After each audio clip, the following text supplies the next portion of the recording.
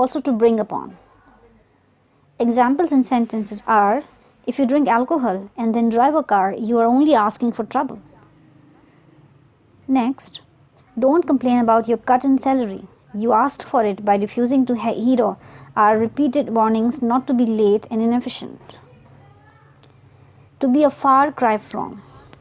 To be a far cry from means to be very different from. To be very different from. Uses in the sentences are, I enjoyed visiting Seattle, but it was a far cry from the ideal vacation spot I expected. Second example is, Ned is enjoying his new job, but his responsibilities are far cry from what he was told they would do. Next, by all means. By all means, certainly, definitely, naturally, also of course, using any possible way or method. Uses and examples are, if the Johnsons invite us,